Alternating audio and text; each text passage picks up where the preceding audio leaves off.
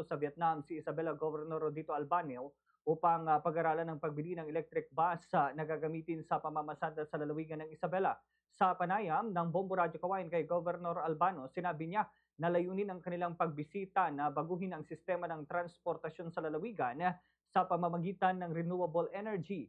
Anya mayroong pauna o pautang na inaalok ang Department of Trade and Industry o DTI sa mga kooperatiba ng bus at jeep na maaaring sabayan din ng provincial government upang matulungan ang mga ito na makabili ng electric vehicles.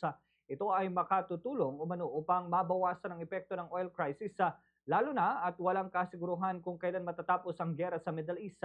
Ayon sa gobernadora, pinalalakas ng pamahalang palalawigan ang paggamit ng renewable energy. Sa susunod na mga buwan ay nakatakda umanong bumisita si Pangulong Ferdinand Marcos Jr.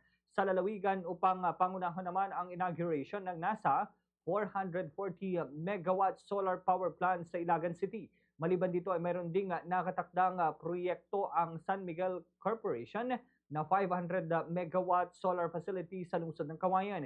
Kung maisa sa katuparan, ang mga planong ito ay mas magiging madali na ang transition patungo sa paggamit ng electric vehicles. Kabilang na ang electric tricycle na target din nilang dalhin sa Pilipinas hindi lamang upang makatipid kundi para mabawasan ang polusyon sa komunidad. Ganito po ang bahagi ng pahayag ni Governor Rodito Albano III.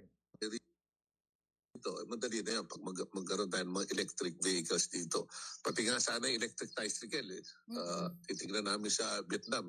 Kung sakasakaling maganda yung electric tricycle, kunin natin sila mag-manufacture dito para maganda yung wala pa pollution na mangyayari sa mga bayan-bayan. Kailangan tumulog yung mga local governments natin. Pagka pumasok yung mga ganyan, siguro kalahati ng puhunan ng mga pagbigay tayo para para mabago natin yung cycle at yung sistema ng transportation dito sa lalawigan ng Isabela. In which gaganda itong lalawigan natin at giginhawa yung buhay ng ating mga mamamayan. Sa Radyo Bombo!